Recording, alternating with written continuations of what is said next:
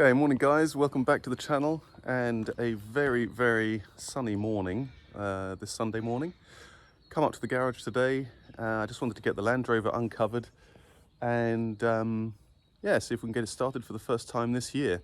So I've been so busy on the Porsche that I've just not really neglected the Landy. I don't like using it in the winter because of the salt and so on, but with the weather like it is today, I think it's a good time to get it out and have a look. Not just getting it started, but also have a look at what needs doing. Yeah, so hope you enjoy the video.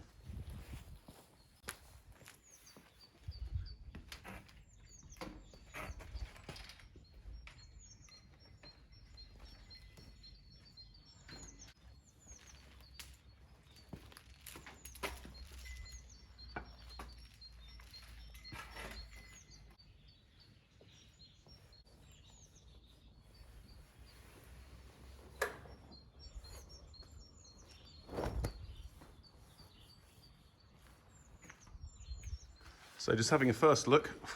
Very dusty, I just pulled that cover off. Yeah, I can't remember the last time I drove it. It was quite a long time ago. I mean, maybe November, I think was the last time. Or maybe even October, I don't know. But you can see straight away that it's actually still pretty dirty from the last time, the first and last time that I went sort of off-roading on the green lanes when my daughter learned to drive. So it's high time I gave it a clean up. I'm sort of umming and ahhing how best I do that. I don't know if I want to take the pressure washer to it or not. I'll probably take it down to the garage and do that. But you can see it's all sort of, as usual, caked up inside here.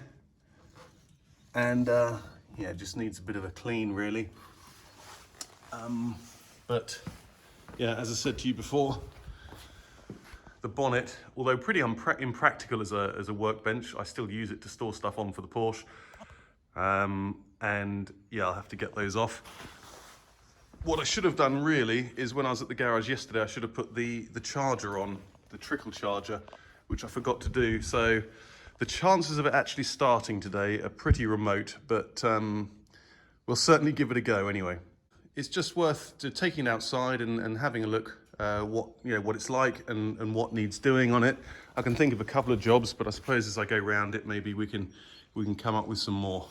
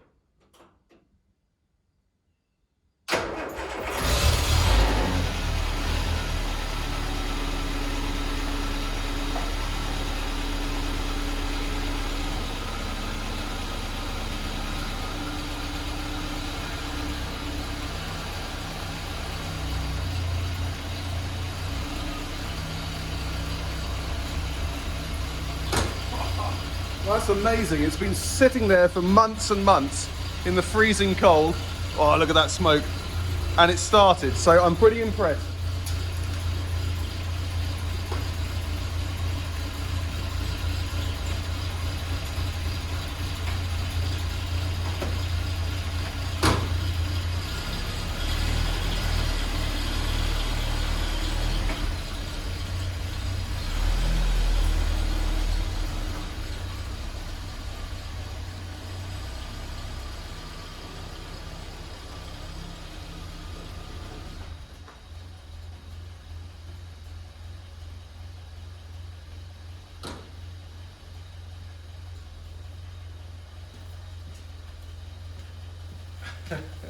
Amazing.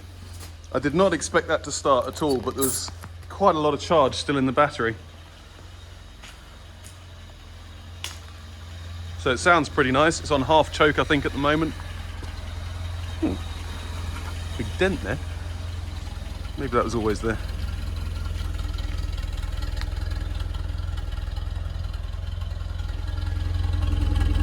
Sounds pretty good.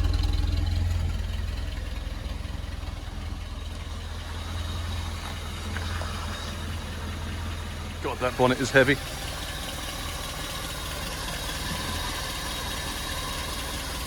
So it's not quite settled down yet, but it seems fine.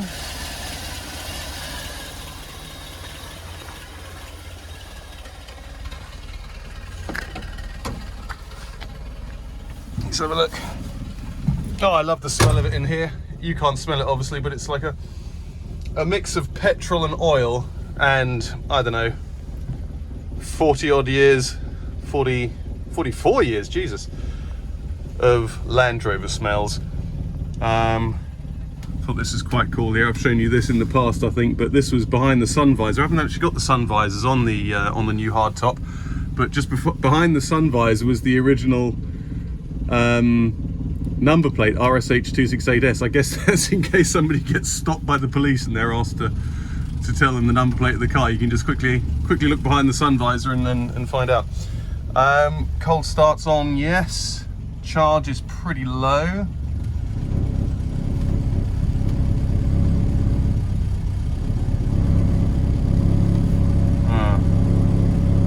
It's quite early on a Sunday morning. I don't want to cheese off the neighbours too much, but yeah, it's all pretty good. Straighten that up a little bit. Yeah, maybe I'll go for a little spin. Take it for a drive. Okay, so not the best camera view, but the only one I can do while I'm driving. So, I mean, as you see, it started pretty well and it's running really smoothly. Still waiting for the engine to get up to temperature, but yeah, it's really good fun being back in it again. Really cool.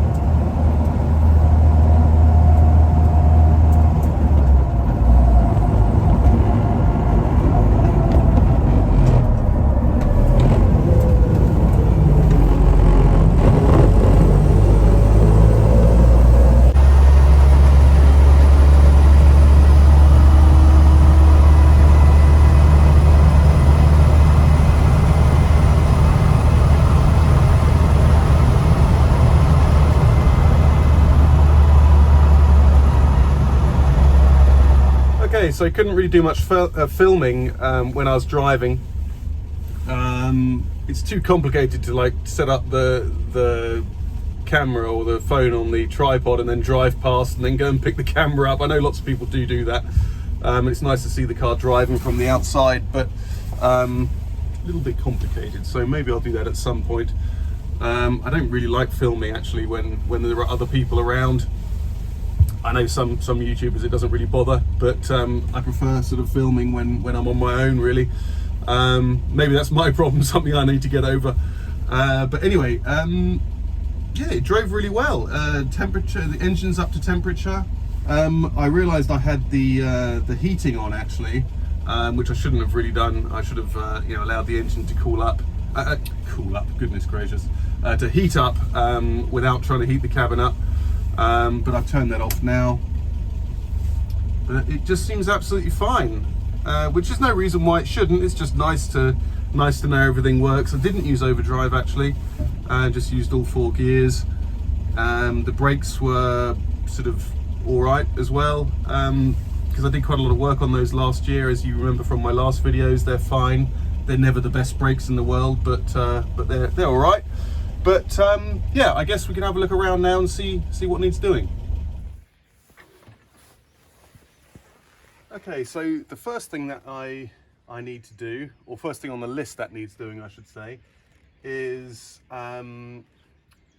before I restored the car, on the footwell here on the driver's side, there was a little adjustable pin below the accelerator, so it sort of stops you from going full throttle, I guess. And when I replaced the footwells, the hole for that bolt wasn't actually there, and I don't know where the bolt is. It's no big deal. I guess there's a specification for that bolt, but maybe it's an M10 or whatever it might be, M12. But I do need to put that back in because it's a bit strange driving, and you can push the accelerator right to the floor. So that's one of the jobs that I need to do. It shouldn't be too much of an issue. If I just sort of peel this down here without splitting it. There we go, let's get that one out first. Oh dear, I don't want to break that cork. But yeah, as you can see, there are ridges in the footwell for strengthening purposes, but actually behind it, it's a plain piece of sheet metal, so it goes somewhere there. So actually, maybe, you know, if one of you could do the measurements for me and tell me how far adjusted it should be on a standard Weber carburetor, that would be really much appreciated. Because for me, I do still have the old footwells, but they're in the UK, and I'm about 1,000 kilometers away in Dresden. So yeah, if one of you've got those measurements, that would be really handy. Just checking on this side, you can see the mud guards or the splash guards go to there, and I believe the adjuster would be somewhere there. Yeah, I can see some leakage here. I bet you that's that steering box. I don't know, having refurbished that entirely, I just could not get it to seal properly. I don't know what I did wrong there. But while we're under here, actually, the inner fenders, the inner wings here, I never actually finished those with any stone chip or anything like I did at the back, so it'd be nice to get those done. So that's another job, which doesn't need doing, but would be nice to do.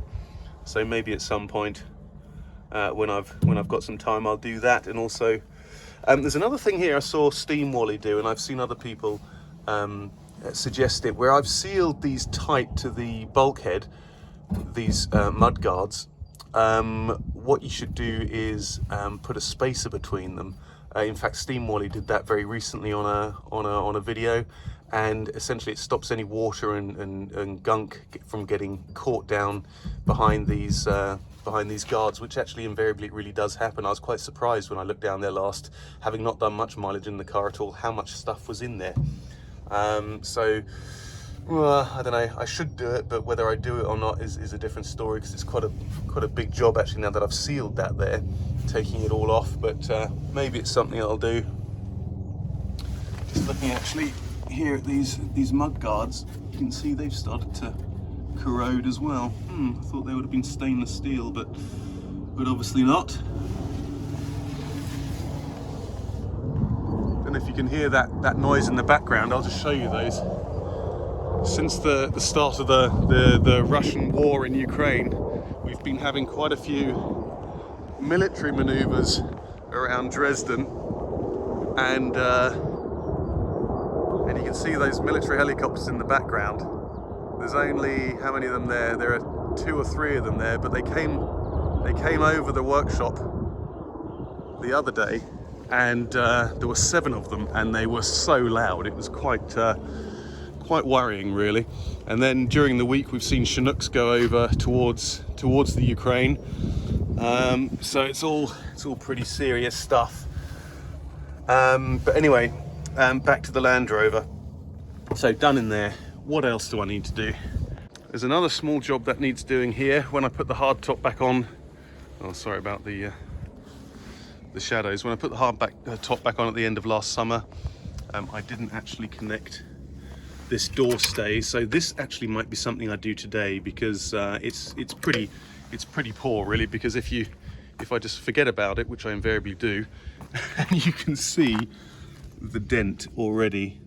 Although I say already, that was probably been there for the last 20 odd years, but that's where it hits the light. So oh, actually it looks quite new. Bugger. Oh well that's why I've got to put it on, because this is the dent from the inside. So that's one job that I've got to do. I'd also like to clean the interior a little bit better, because a colleague of mine has lent me a steam cleaner, a small cheapo steam cleaner, and while I've still got it, it might be worth giving the upholstery a bit of a clean. So maybe that's something I'll do today as well. But let's see. You can see also stuff that I never did as part of the restorations. You know, you look inside the door handle cavities there, and there's some rust coming through. And just like I did on the rear door that time, I really need to go around and clean up the rust on the door frames here, because they're all steel. That is really something that I need to do at some point very soon, maybe this summer. Quite a big job. I think it's probably worth taking the doors off for that. But you can see it's on all corners. So that's another job that needs doing. And that's pretty much on all three doors. As I said, I did a little bit on the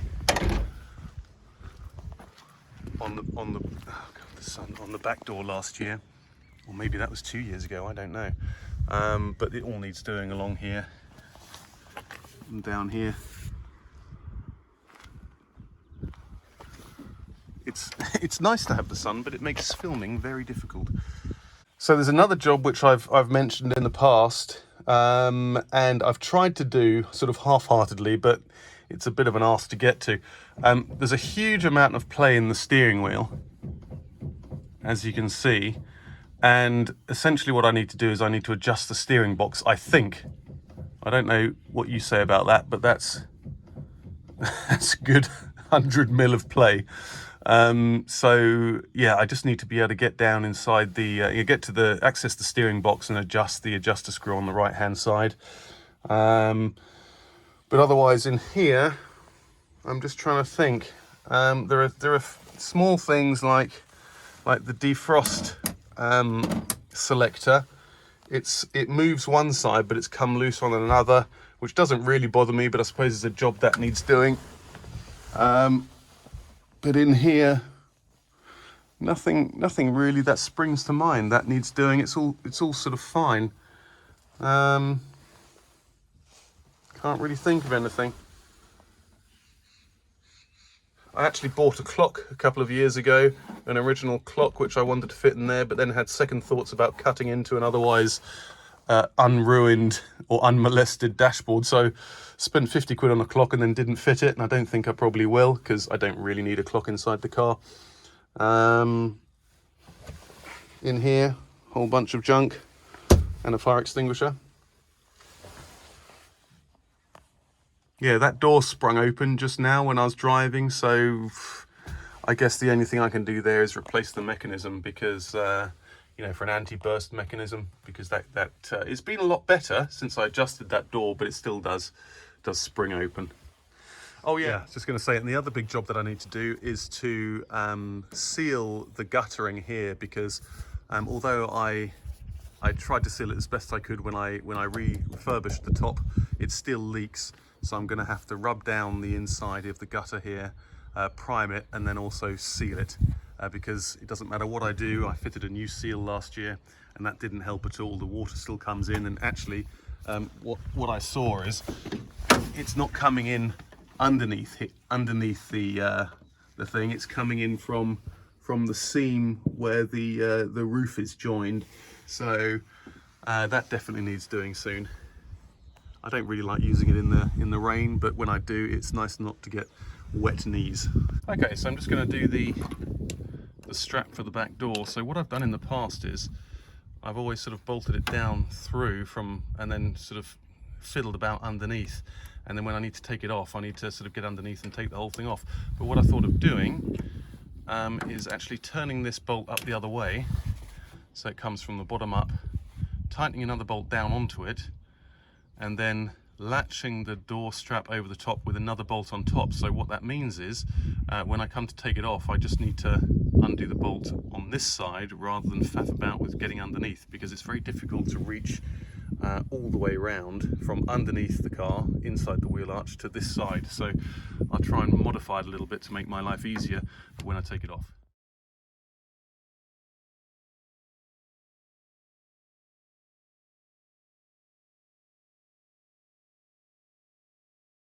Okay, so that's got that bolt tightened down, and that's nice and sturdy now. And if I come around here with that, maybe I could do with another spacer bolt there just to bring it up a little bit. You can see these self-tapping screws have come a little bit loose, so I'm going to have to get those on. So what I think I'll do is, I can do that right now. Is that going to fit on there? Ooh, that's a bit of luck.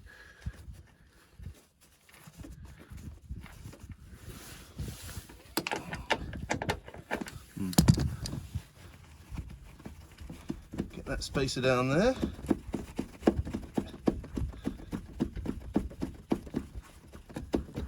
That'll bring it just above that threshold thing. And then put our locking nut on there. There's not a huge amount of space there, but I think it's going to be enough just to be able to tighten that down. Yeah. Okay, no, not quite. I'm going to put another spacer on there instead of that bolt, I think. Okay, so the finished product, spaced just enough to come over that plate there, and I've got the locking nut on there. So let's do a demonstration with the camera inside the car, how that closes.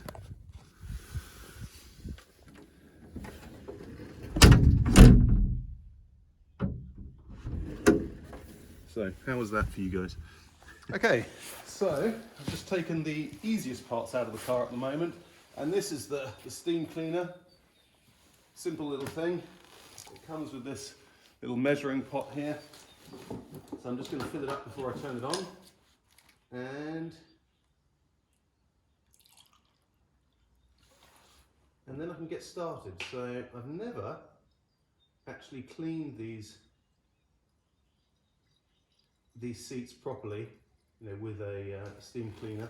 So what I think I might actually start by doing is just get the Hoover on them and get all the dust off, wait for this thing to heat up, and then give them a clean. So just going to plug this in now.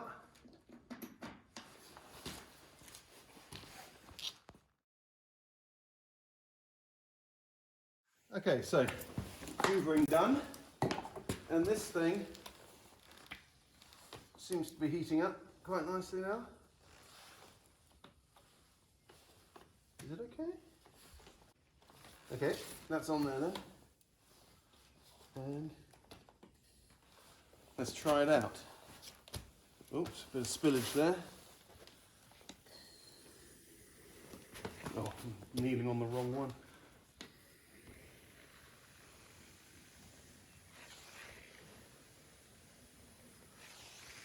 See how much dirt and grime comes off of this. It might be quite disgusting.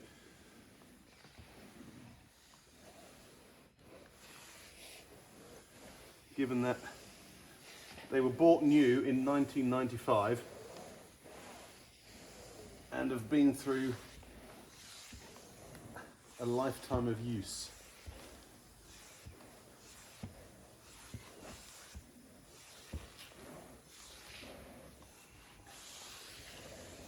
God knows how you actually do this properly, but this is how I'm doing it.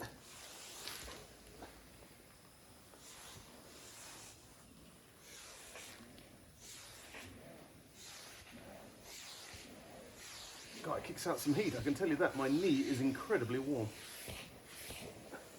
Let's have a look. Okay, well, that's a bit disappointing. They're not that dirty, or it's not coming off. I don't know. I thought there would be more dirt than that on there.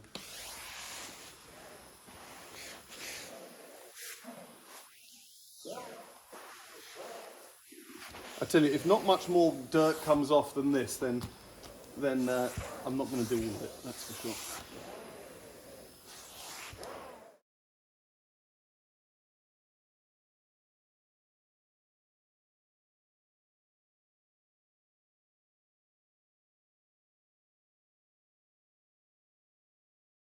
Okay, so I went over those a few times, and don't know if you can see that. It's not very nice showing dirt, but I thought it would come.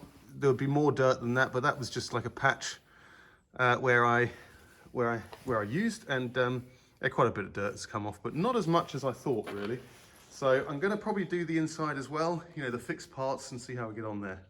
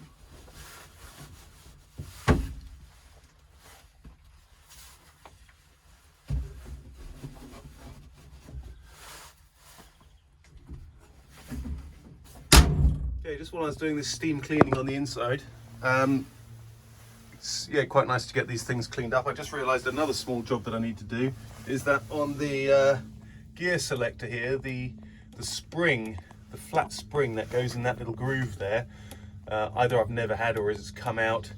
I don't ever remember seeing it in there actually, so I need to get one of those as well, which will just sort of tighten up this this gear change as much as possible. It's pretty loose anyway, but that should help it a little bit.